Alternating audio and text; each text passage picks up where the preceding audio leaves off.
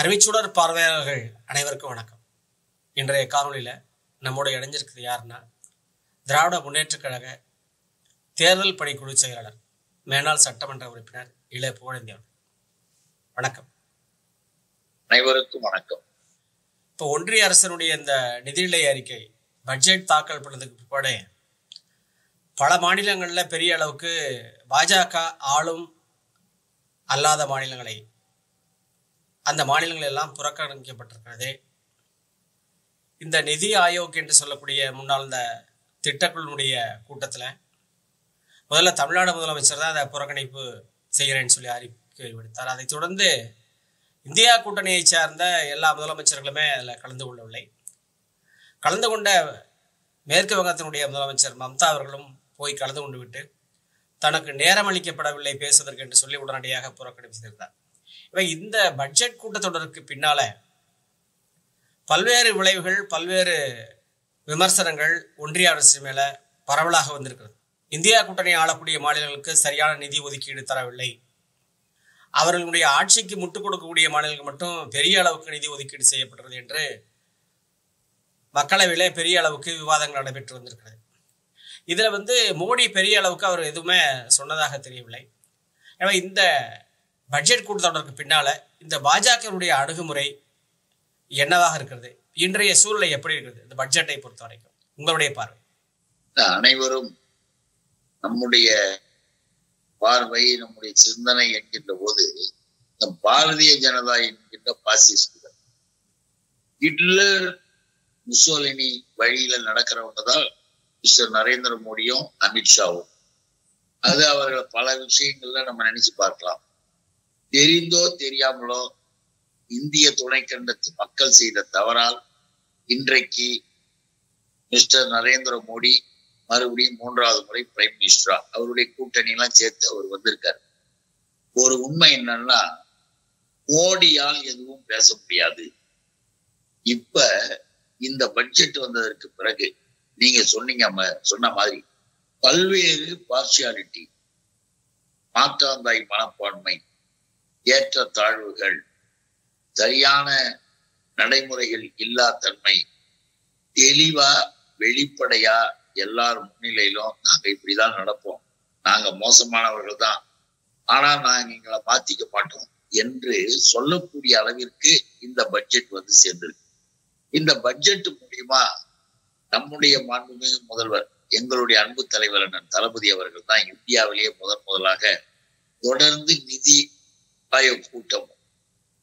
அப்போ நாம ஒண்ணு நினைச்சு பார்க்கணும், அனுபவம் பெற்றவர், அரசியலில் படிப்படியாக தன்னுடைய உழைப்பால் உயர்ந்தவர், எல்லா வகையிலையுமே பொது வாழ்க்கைக்கு 100% பொருத்தமாகவும் தன்னுடைய கடமையின் மூலமாக நிரூபித்து காட்டிய எங்கள் தலைவர் அண்ணன் தளபதி மு.க. ஸ்டாலின்.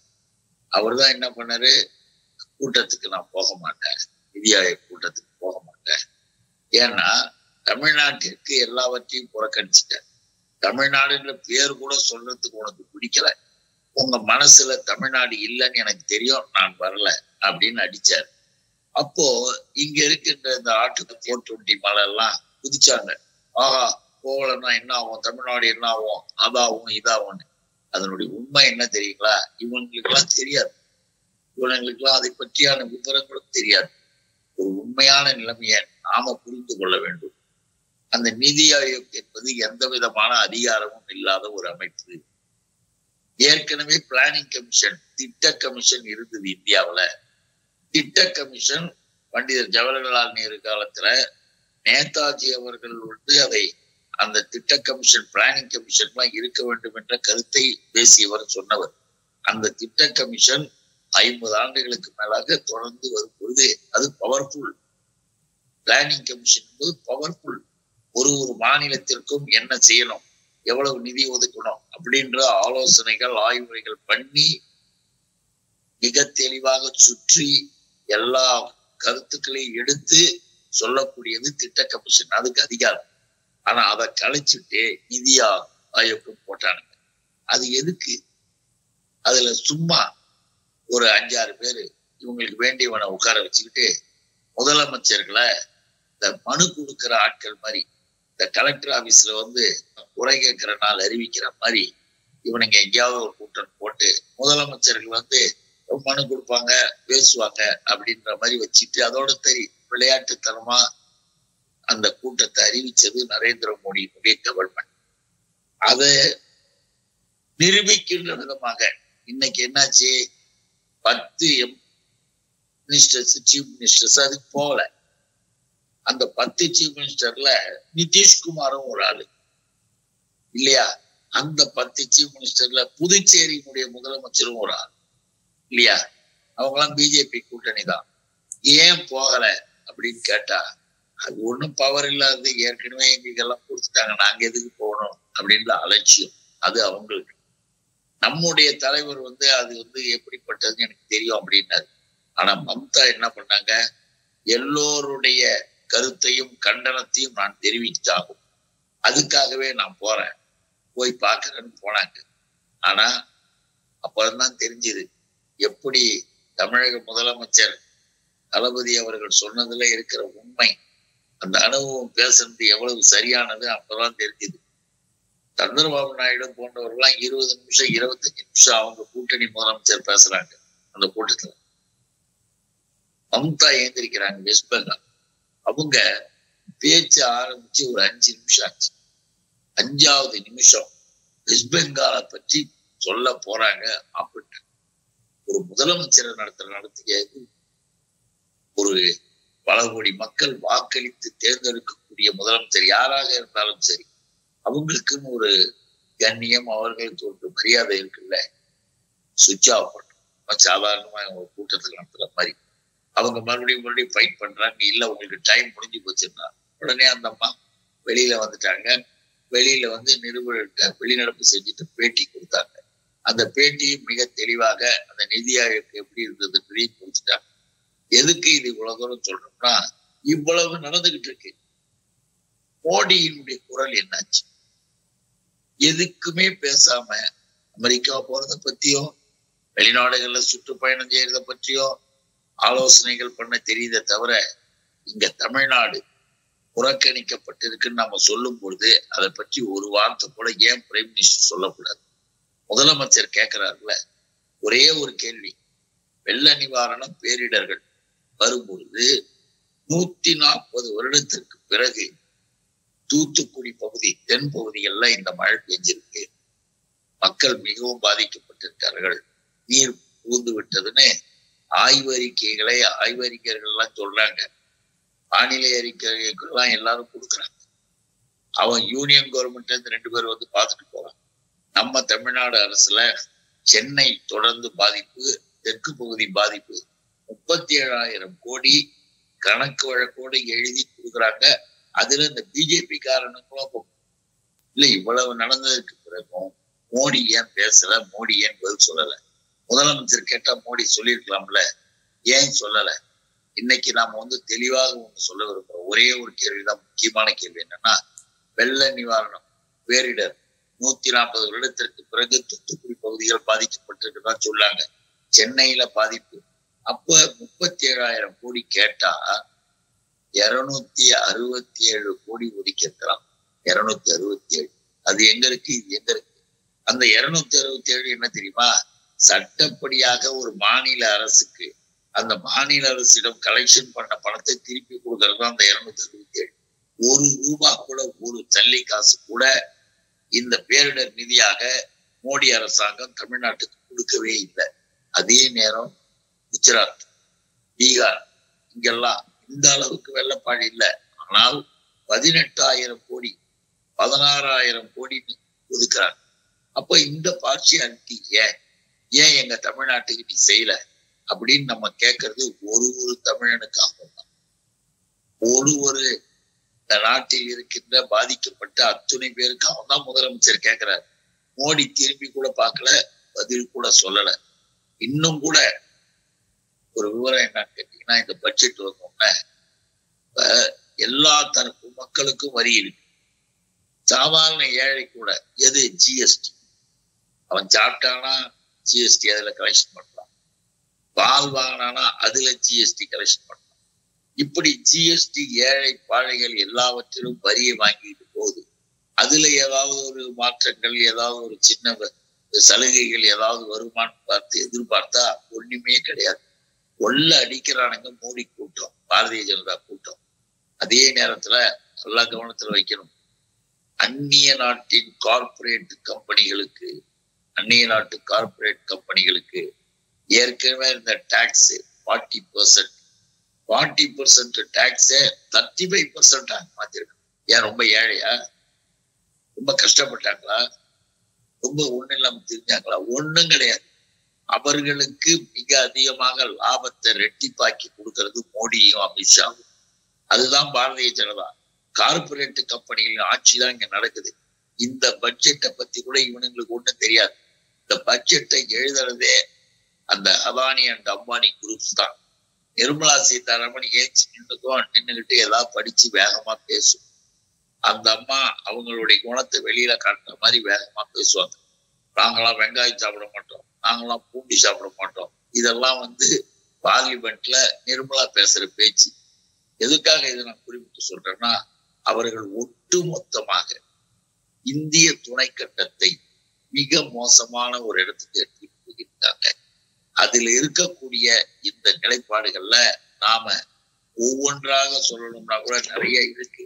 ஆனால் ஒன்று இதெல்லாம் மக்களுக்கு தெரியணுன்றதுக்காக சொல்றோம். பிஜேபின்னா சும்மா கிடையாதுங்க. பாரதிய ஜனதா இருந்தது ரொம்ப மோசமானது.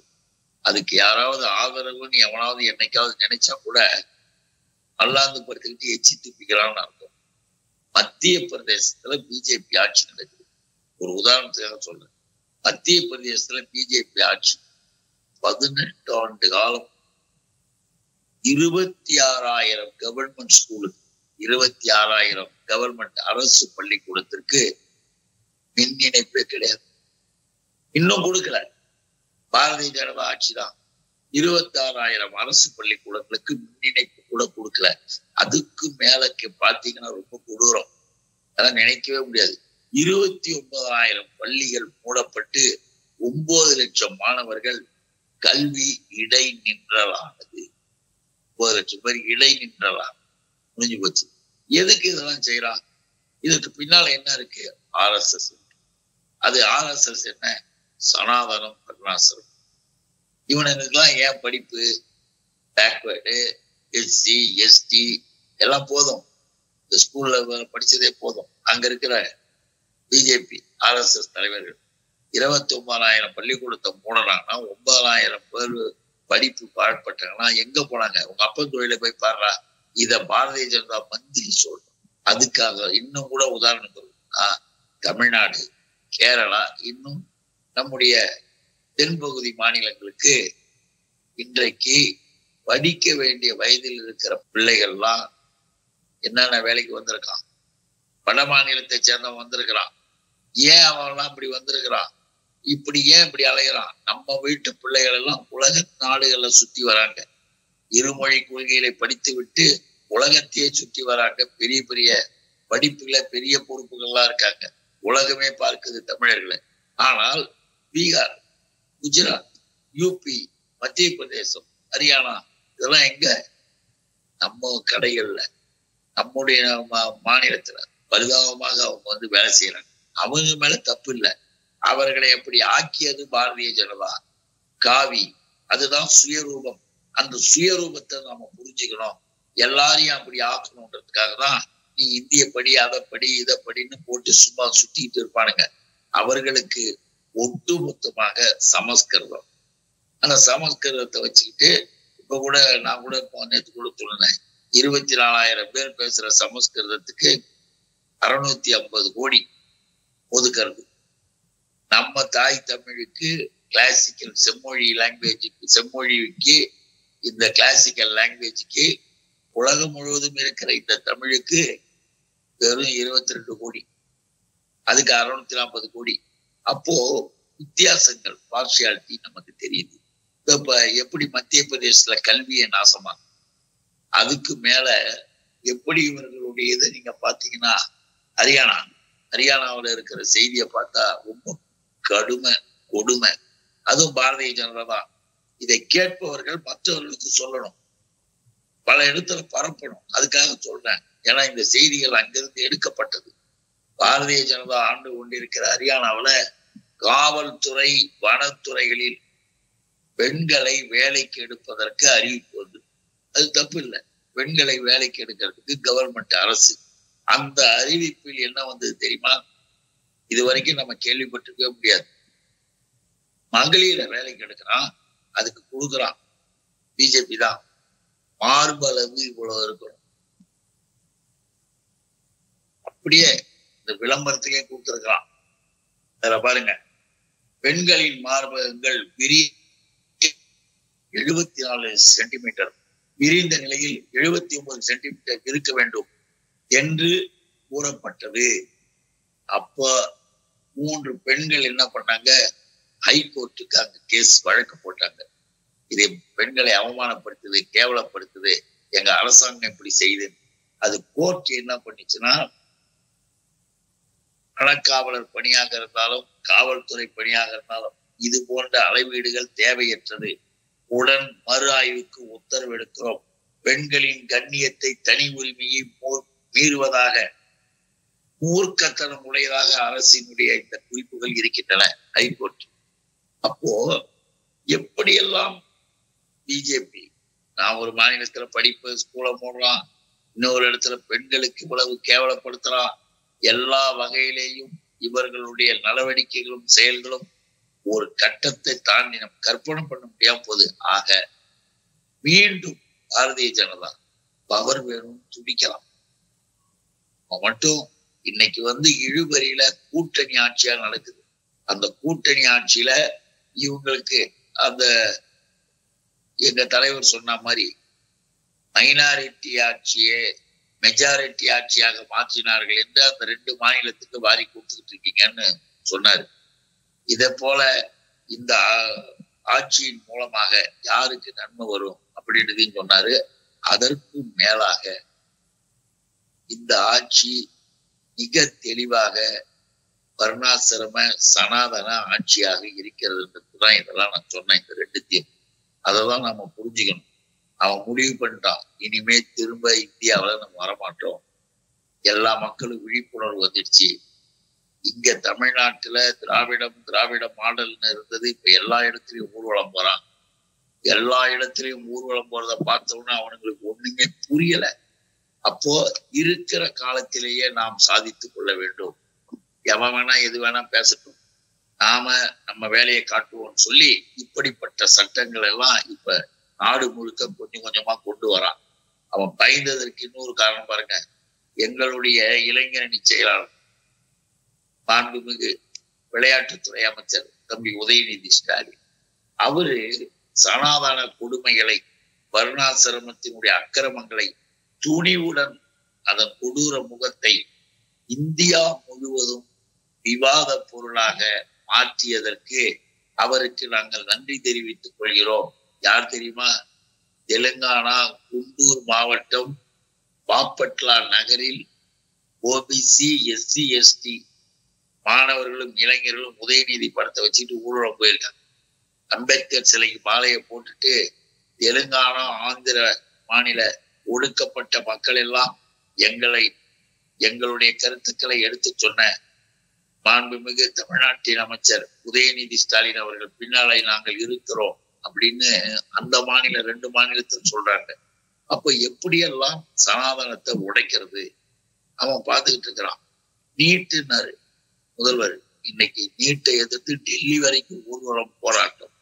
அதனாலதான் அவனுங்க ஒரு முடிவு பண்ணிட்டானுங்க.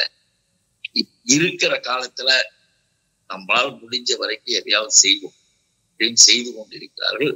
அதை பட்ஜெட்ல இன்னும் தெளிவாக்கிட்டான். அதை நம்ம புரிஞ்சுக்கணுன்றதுக்காக சொல்றோம். குறிப்பாக பாரதிய ஜனதா என்கின்ற பாசிஸ்டுகள் இந்தியாவை நேசிப்பவர்கள் அல்ல. பாரத் மாதா கி என்று சொல்லிக்கொண்டு இல்லாததையும் பொல்லாததையும் செய்து கொண்டு இன்றைக்கு இருக்கிறார்கள். தயவு செய்து யாரும் அவர்களை நம்பிவிட வேண்டாம். தமிழும் அவர்களுக்கு பிடிக்காது, தமிழ்நாடும் அவர்களுக்கு பிடிக்காது, தமிழர்களினுடைய நலவாழ்வும் அவர்களுக்கு பிடிக்காது.